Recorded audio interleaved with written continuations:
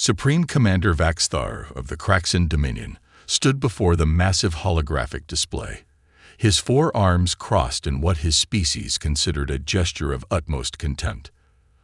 The war room of the Confederation's Strategic Command Center was filled with the finest military minds of 17 spacefaring races, yet they all seemed to be struggling to maintain their professional composure.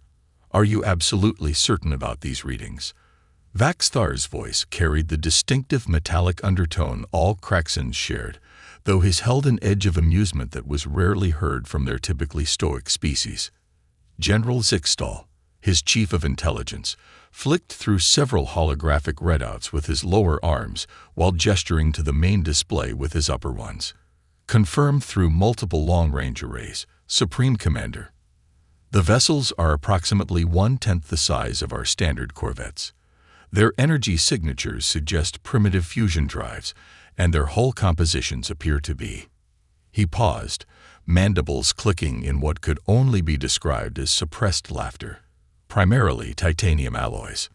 A ripple of barely contained chuckles spread through the war room.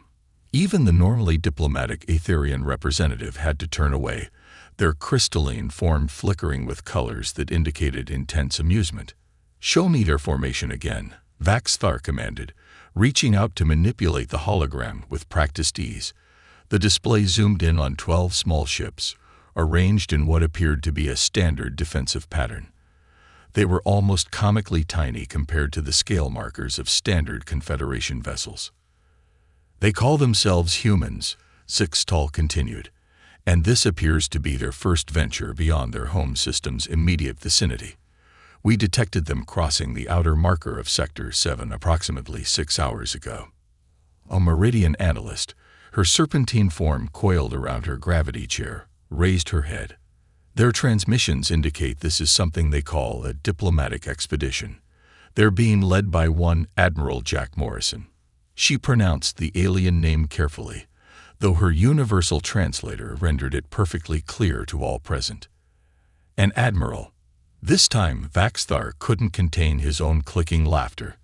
They send a military commander on a diplomatic mission, in ships that couldn't transport more than a dozen beings each. He expanded the hologram further, highlighting the largest vessel in the human formation. "Their flagship is smaller than my personal shuttle." The war room erupted in another round of barely suppressed mirth. The humans' apparent naivety was proving to be the day's best entertainment. "Supreme Commander," a junior officer called from his monitoring station, "standard first contact protocols suggest we should dispatch a diplomatic vessel and—" "No," Vaxthar cut him off, all 4 arms waving dismissively. "I have a better idea. Send Junior Commander Kexri with the 47th Scout Squadron. Let him handle this situation." His mandibles clicked in what his subordinates recognized as a smirk. "It seems appropriate to send our most junior commander to deal with such a modest first contact." The junior officer hesitated. "Sir, the protocols." The protocols were written for dealing with civilizations that might actually pose a threat or offer something of value to the Confederation. Vaxthar interrupted. "Look at them. These humans clearly need to understand their place in the galaxy's hierarchy. Kexri can deliver that message quite effectively." The war room's atmosphere shifted from amusement to cruel anticipation. Kexri was known for his heavy-handed approach to even the simplest assignments. Sending him was less about diplomacy and more about making a point. Besides, Vaxthar added, turning away from the display, "What's the worst that could happen?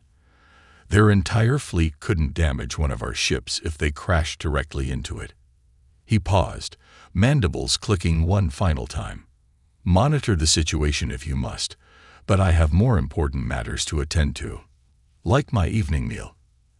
As the Supreme Commander strode from the war room, the assembled officers returned to their duties, the human fleet already relegated to little more than an amusing anecdote to share over drinks later. None of them noticed when several of their long-range sensors briefly flickered, or that the human ship's energy signatures seemed to pulse in perfect synchronization for just a fraction of a second. They really should have. Admiral Jack Morrison stood with his hands clasped behind his back, studying the holographic display that dominated the bridge of the UES Hyperion. Despite being the smallest flagship in human history, the bridge hummed with technology that would make most Silicon Valley veterans weep with joy. "They're scanning us again, sir," Lieutenant Sarah Rodriguez reported from her tactical station, her fingers dancing over holographic controls. "Same frequency as before, but they're being a lot more aggressive about it." She paused, a slight smile playing across her face. "They still can't see past our outer hull plating." Morrison nodded, the ghost of a grin tugging at the corner of his mouth. At 53, with steel-gray hair and eyes that had seen humanity's first steps into deep space, he'd earned every one of his command stripes. The Mars insurrection had taught him that the best surprises were the ones you kept hidden until the last possible moment. "How's our quantum mesh holding up?" he asked, though he already knew the answer. The system had been his pet project for the last decade, the reason these ships were built the way they were. "Running at optimal efficiency, Admiral," Commander David Chen, his XO, reported from his station. "The Craxans think they're reading our actual ship signatures, but they're just seeing what the QM wants them to see." He hesitated, then added, "Sir, they're launching ships. Looks like a scout squadron, but their weapons are definitely hot." Morrison's grin widened. During the Mars insurrection, he'd learned that overconfident opponents made the best targets. These Craxans, with their massive ships and dismissive attitude, were practically gift-wrapping themselves. "All hands," Morrison's voice carried clearly through the ship's comm system. "This is the Admiral. Look sharp, people. We're about to give our new friends their first lesson in why humanity chose to build our ships this way." A chorus of "Aye, sir," echoed through the channels. His crew was young, but they were the best Earth had to offer. Each one had been handpicked for this mission, not just for their skills, but for their ability to think outside the box, way outside. "Sir," Rodriguez called out, her voice tight with controlled excitement. "Their lead vessel is broadcasting. Text and audio, standard universal format. There," she paused, double-checking her readings, "they're demanding our immediate surrender and submission to Confederation authority." Morrison turned to face his bridge crew, noting the mix of amusement and anticipation on their faces. They'd drilled for this moment countless times, but the real thing was always different, always better. "Well," he drawled, "that would be downright rude of us, wouldn't it? Ms. Rodriguez, please prepare our response package. Commander Chen, signal the fleet. Operation Mosquito is a go." The bridge crew's grins turned predatory. Operation Mosquito had been their favorite simulation scenario during training. "Package ready, sir," Rodriguez reported crisply. "Send it." The response package wasn't a message. It was a precisely calibrated burst of quantum-encrypted data that would slip through the Craxans' communication systems like a ghost through a wall. By the time they realized their sensors were compromised, it would be far too late. "Package delivered," Rodriguez announced. "Their systems are trying to decode it.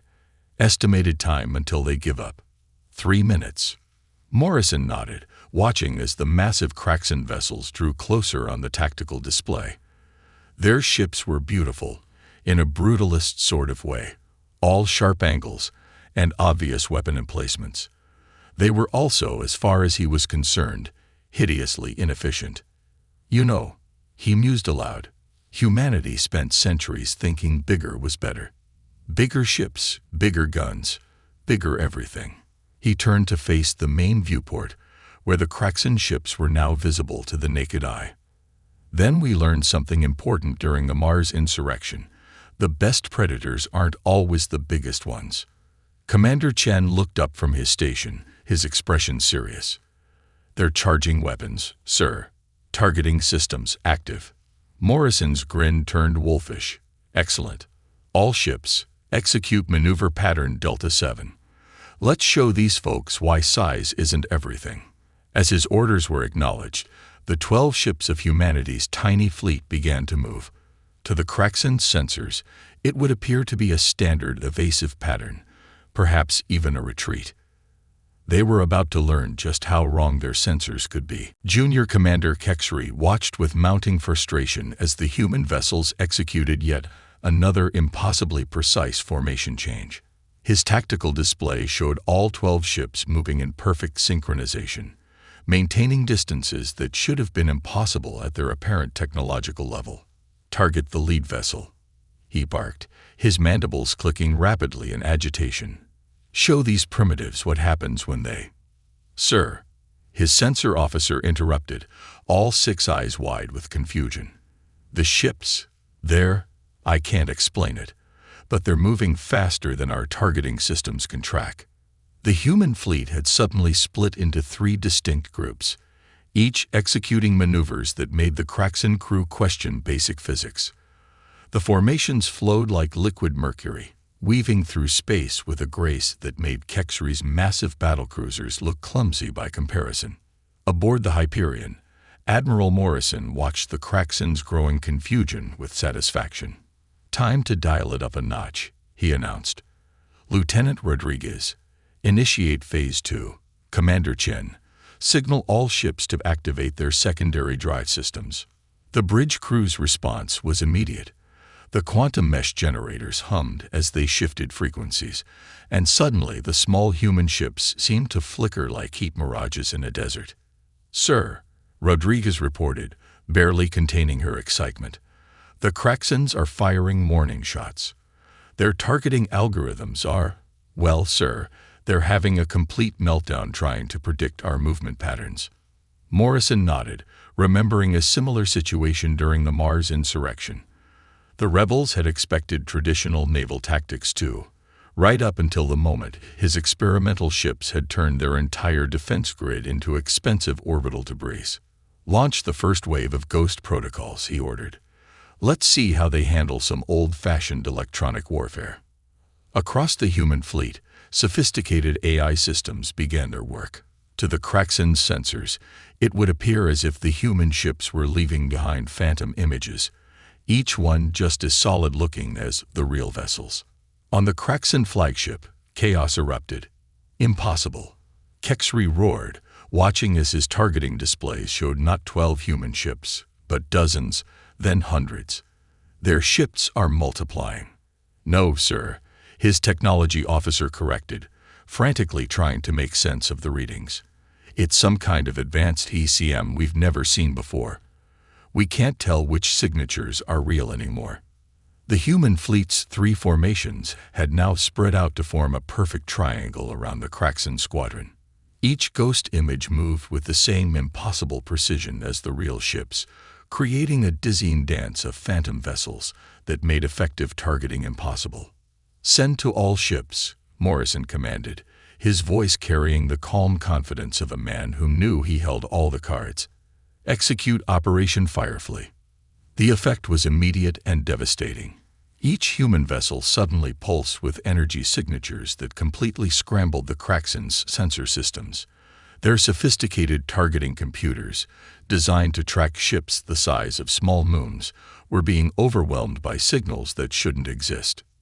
"Sir," Chen called out, "Kraxan vessels are attempting to launch fighters." Morrison's response was a short laugh. "Right on schedule. Ms. Rodriguez, show them why that's a bad idea." The lieutenant's fingers flew across her console. "Point defense systems online, sir. All ships reporting ready." The Kraxan fighters emerged from their launch bays like angry hornets, hundreds of them swarming toward the human fleet. Under normal circumstances, this would have been enough firepower to annihilate a small planetary defense force. These were not normal circumstances. The human ships suddenly accelerated to speeds that made the Kraxan fighters look like they were standing still. Their point defense systems, hidden until now, activated with surgical precision. Streams of quantum-accelerated particles, each beam guided by AI systems centuries ahead of their apparent tech level, began picking off fighters with casual ease. "Message from the Kraxan flagship, sir," Rodriguez reported, not bothering to hide or smirk. "They're demanding to know what kind of weapons we're using. Their fighter shields didn't even register the hits before they were destroyed." Morrison stepped forward, his figure silhouetted against the backdrop of space and exploding Kraxan fighters. "Send them our response. Welcome to the future." As his words were transmitted, the human fleet began its next movement. The real battle was about to begin, and humanity's tiny fleet was just warming up. Reality hit the Kraxan fleet like a quantum torpedo when the first real shots were fired. Not from their ships, but from a young overeager Kraxan commander who couldn't handle the humiliation any longer. "Direct hit on human Vessel 7, shouted Commander Zexrin's weapons officer, mandibles spread in a victory grin. His celebration died seconds later. "Sir, the ship, it's still there. Our sensors show 0 damage." Aboard the Hyperion, Morrison's expression hardened. "They just made their choice, people." Lieutenant Rodriguez, designate Commander Zexrin's vessel as Target Alpha. "All ships, execute attack pattern Sigma 9. "Sir," Chen interrupted, "regulations require we attempt one final diplomatic." "They fired first, Commander," Morrison cut him off, his voice carrying the steel edge his crew rarely heard. "Remember Pearl Harbor." The phrase rippled through the fleet's command channel. It wasn't just a historical reference. It was the coded signal every captain had been waiting for. In perfect synchronization, the human vessel's outer hull plates shifted, revealing weapon ports that Kraxan sensors hadn't even detected existed. The quantum mesh generators pulsed once, and suddenly the primitive titanium hulls showed their true nature, multilayered metamaterials designed specifically for combat. "All ships, weapons free," Morrison commanded. "Show them why humanity built small." The first volley took the Kraxans completely by surprise. Beams of concentrated quantum-entangled particles, guided by AI systems that made their targeting computers look like pocket calculators, struck 3 Kraxan vessels simultaneously. The massive shoot shields, designed to deflect energy weapons, might as well have been tissue paper. "Impossible," Kexry screamed as damage reports flooded his command deck. "Their weapons, they're passing through our shields like they don't exist." "Sir," his science officer's voice shook, "analysis suggests their weapons are operating on principles we've never seen. They're not trying to overpower our shields. They're ignoring them completely." On the Hyperion's bridge, Rodriguez reported with professional satisfaction. 3 direct hits, sir. Kraxan vessels showing critical systems failure. Their weapons and engines are offline." Morrison nodded grimly. "Status of Target Alpha. Attempting evasive maneuvers," Chen reported. "Rather poorly, I might add." "Take them out," Morrison ordered. "Show them the price of firing first." The Hyperion's main weapon array charged with a barely audible hum. Unlike the massive, power-hungry weapons of the Kraxans, human quantum lance technology operated with terrifying efficiency. The beam that lanced out was almost invisible to the naked eye. Its effect was anything but subtle. Commander Zexrin had time for one final transmission, a desperate warning about the human's true capabilities, before his ship's quantum core suffered a catastrophic collapse. The massive vessel didn't explode so much as implode, crushed by forces its designers had never imagined possible. "Pearl Harbor," Morrison said quietly, watching the destruction. "They never learn, do they? Always thinking the smaller force must be the weaker one." The remaining Kraxan vessels attempted to regroup, their massive forms trying to form a defensive sphere. It was like watching mountains try to dance, impressive in theory, hopeless in practice. "Sir," Rodriguez called out, "we're receiving multiple surrender signals from the Kraxan fleet." Morrison considered this for a moment. "Commander Chen, signal the fleet. Attack pattern Omega." The human ships moved like striking snakes, each one selecting a target with cold precision. Their small size, combined with inertial dampeners that defied Kraxan understanding, allowed them to execute maneuvers that would have torn larger ships apart. "Remember," Morrison broadcast to his fleet, "disable, don't destroy. They need to survive to carry the message home." The next 30 seconds were a masterclass in precision warfare. Each human vessel struck vital systems on their targeted Kraxan ships. Weapons, engines, shields, but carefully avoided anything that might cause catastrophic damage. When it was over, 9 Kraxan vessels drifted powerless in space. Only their life support and communication systems remained functional, exactly as planned. Signal from Kraxan Command. Rodriguez reported, allowing herself a small smile. They're demanding to know what we are. Morrison stood, straightening his uniform. Tell them, he said clearly, that we're humanity's first wave. And they really shouldn't have fired first. Supreme Commander Vaxthar's evening meal turned to ash in his mouth as the emergency transmission played across his private quarters display. The footage showed something that shouldn't be possible. His mighty ships, the pride of the Confederation, being systematically dismantled by vessels he'd laughed at mere hours ago. Get me a direct link to the fleet. He roared, all 4 arms slamming against his command console. Now. But before his communications officer could respond, a new signal cut across all frequencies. Admiral Morrison's face appeared on every screen in the Confederation Command Center, his expression carrying the weight of someone who knew exactly how the game would end. "This is Admiral Jack Morrison of the United Earth Fleet," he announced, his voice carrying an authority that made even Vaxthar's mandibles click nervously. "You're about to witness why humanity chose to think differently about space warfare." As if on cue, the human vessels began to transform. Sections of their hulls split apart with precision, revealing what had been hidden beneath their seemingly simple exterior. From each ship emerged swarms of autonomous drones, each no larger than a human ground vehicle. By the first ones, Vaxthar's tactical officer whispered, "There are thousands of them." "Tens of thousands," the science officer corrected, her displays struggling to track the expanding cloud of machines, each one carrying enough firepower to. "This can't be right. These readings suggest each drone has the equivalent striking power of our Corvette-class weapons."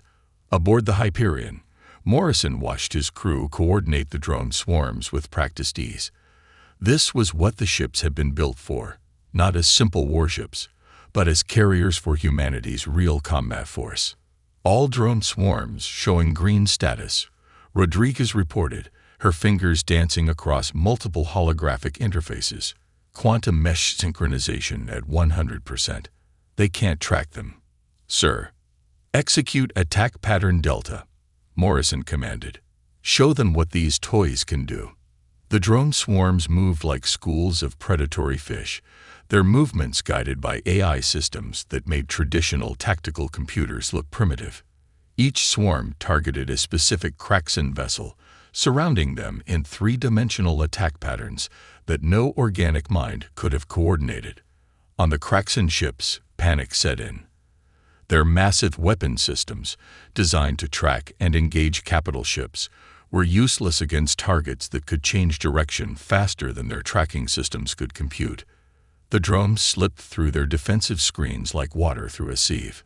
"Sir," Chen called out, "Kraxan vessels are attempting to launch a second fighter wave." Morrison's smile was cold. "Initiate Nexus Protocol." The drone swarms suddenly shifted configuration. Hundreds of units combined their quantum fields, creating interference patterns that turned segments of space into what looked like mirror-smooth walls. The launching Kraxan fighters flew straight into these quantum barriers and simply stopped. Their engines still burned at full power, but they might as well have been trying to fly through solid steel. "Impossible," Vaxthar screamed, watching his finest chips become entangled in a web of quantum fields and precision strikes. "No species has mastered drone warfare at this scale. The power requirements alone." "Sir," his science officer interrupted, her voice shaking. "Analysis of their drone power signatures suggests they're using some form of quantum vacuum energy extraction. They're pulling power directly from subspace." In the space around the battle, the drone swarms continued their deadly dance. Each strike was precisely calculated to disable rather than destroy, cutting weapon systems, engines, and communication arrays with surgical precision. The mighty Kraxan ships, for all their size and power, might as well have been trying to swat quantum ghosts. Message from Earth Command. Sir, Rodriguez reported to Morrison. They're asking for a status update. Morrison watched as another Kraxan vessel's weapons went dark, its massive form now surrounded by a cloud of drones that had reduced it to little more than an expensive space habitat. Tell them, he said, allowing himself a small smile, that the field test of the Nexus system is exceeding all expectations, and suggest they prepare for some rather interesting diplomatic conversations in the near future. As his words were transmitted, the drone swarms continued their work, each tiny unit a testament to humanity's philosophy that the future of warfare wasn't about who could build the biggest ship, it was about who could think the furthest outside the box. And humanity had been thinking outside boxes for a very, very long time. As the drone swarms executed their precise dance of destruction, a new threat emerged from the depths of human ingenuity. Commander Chen's hands flew across his console, initiating what Morrison had dubbed the Pandora Protocol. Quantum intrusion systems online, Chen reported, his voice carrying a hint of anticipation. Beginning cyber warfare operations. The Kraxans' first indication that something was wrong came when their primary command network suddenly displayed Earth's ancient Greek alphabet, cycling through each character in a hypnotic pattern. Then their systems began to fall, one by one, like dominoes in a cosmic chain reaction. Our firewalls are useless, a Kraxan tech officer screamed, all six eyes widening in horror as displays throughout their fleet flickered and died. They're not just hacking our systems, they're rewriting our base code in real time. Morrison stood at the center of his bridge, watching the chaos unfold. You know, he mused, almost conversationally, during the Mars insurrection, we learned something fascinating about digital warfare. The bigger the system, the more vulnerabilities it has. The massive Kraxan dreadnoughts, each one carrying enough computing power to run a small planet, proved this point spectacularly. Their sophisticated defense networks, designed to repel traditional cyber attacks, were facing something entirely different: quantum-based AI systems that could literally predict their countermeasures before they happened. Sir, Rodriguez called out, unable to hide her grin. You're going to want to see this. The Kraxans just tried to launch their emergency protocols. Our AI. Well, it's gotten creative. On the main display, several Kraxan ships suddenly began playing what appeared to be Earth cat videos on all their external warning lights. Another vessel's weapon systems had been reprogrammed to display a continuous light show reminiscent of Earth's 4th of July celebrations. Status of their offensive capabilities, Morrison asked, maintaining his professional demeanor despite the absurd scene before him. Completely neutralized, Chen confirmed. Their weapons are locked down. Engines are in safe mode, and their quantum cores are. Sir, our AI just reorganized their power distribution to be 47% more efficient. It left them a note about proper engineering practices. The bridge crew struggled to maintain their composure as more reports came in. The human AI systems, unleashed upon the Kraxan fleet's networks, weren't just defeating their defenses, they were rewriting them, improving them, and occasionally adding what could only be described as artistic flourishes. Supreme Commander Vaxthar watched in helpless rage as his mighty fleet was not just defeated, but humiliated. How? He demanded of his technical staff. How are they doing this? Sir, his chief engineer replied, mandibles quivering. Their eye. It's not just more advanced than ours. It's operating on principles we didn't know were possible. They're using quantum computing not just for processing, but for prediction. They're literally calculating our responses before we make them. On the Hyperion, Morrison received a priority alert from one of the drone swarms. Sir, Rodriguez reported, Drone Cluster 7 has detected an attempt by the Kraxan flagship to initiate a quantum core overload. They're trying to take us with them. Morrison's expression hardened. Execute Protocol Omega Black. Full spectrum shutdown. The effect was immediate and devastating. Every Kraxan ship suddenly went dark, their mighty engines falling silent, their weapons powerless. Only life support and basic gravity systems remained functional, systems that the human eye had carefully isolated and protected. Message from their flagship, Chen announced. Sir, they're begging us to give their ships back." Morrison allowed himself a small smile. "Send them our terms. Full surrender, immediate withdrawal from this sector, and a formal apology to be broadcast on all Confederation channels." As the terms were transmitted, the drone swarms regrouped into formation, creating a gleaming wall of advanced technology that separated the human fleet from their disabled opponents. Each drone's quantum field pulsed in perfect synchronization, a display of coordination that made the Kraxan's massive ships look like relics from a bygone era. "Sir," Rodriguez reported, "we're receiving their response. Full acceptance of all terms." Morrison nodded, satisfaction evident in his bearing. "Remind them," he said quietly, "that size isn't everything. Sometimes it's just a bigger target." The Confederation's emergency session erupted into chaos as the battle footage played across the Grand Chamber's holographic displays. Representatives from 17 spacefaring races watched in stunned silence as humanity's tiny fleet systematically dismantled the pride of the Kraxan Armada. "This cannot be real." The Meridian ambassador's serpentine form coiled tightly around her gravity throne. No emerging species could possess such technology. A quantum-encrypted transmission cut through their debates. Admiral Morrison's image appeared before the assembly, his calm demeanor a stark contrast to the panic around him.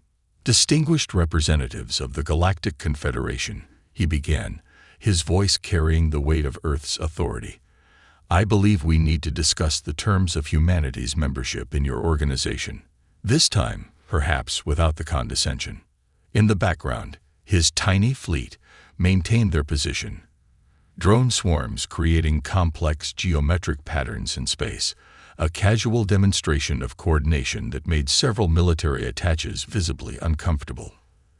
"The Kraxan fleet has been neutralized," Morrison continued, allowing himself a small smile.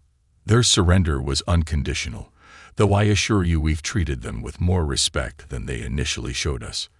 On cue, Lieutenant Rodriguez activated a secondary display, showing the Kraxan ships, now fully operational but running on human-approved protocols. Their weapon systems remained offline, controlled by quantum-locked AI systems that no Kraxan engineer could hope to bypass. "Impossible!" Supreme Commander Vaxthar burst out from his containment field at the chamber center. "No species could have developed quantum technology to this level without being noticed." Morrison finished for him. "Commander, humanity learned long ago that the best advantages are the ones your opponents don't know about until it's too late." The chamber erupted again as representatives frantically consulted their databases. Humanity's official technology assessment, completed just months ago, had classified them as a Grade C civilization, barely capable of interstellar travel. "If I may," Morrison continued, his image now surrounded by tactical data streams, "I'd like to explain exactly why we chose to build our fleet this way. It wasn't just about efficiency, it was about redefining space warfare itself." The displays shifted, showing detailed schematics of the human vessels. What the Confederation had dismissed as primitive design now revealed itself to be layers of technological innovation they hadn't thought possible. "Each of our ships," Morrison explained, "carries more computing power than your entire defense network. Our drone swarms don't just fight. They think, adapt, and evolve in real time. The quantum mesh technology that hid our true capabilities. That's just the surface of what we can do." The Aetherian representative, their crystalline form pulsing with agitation, raised a point of order. "This is unprecedented. No species has ever concealed such capabilities." "Actually," Morrison countered, "we didn't conceal anything. Your assessment teams saw exactly what we wanted them to see. They made assumptions based on size and appearance. the same mistake that cost the Kraxan fleet their dignity today.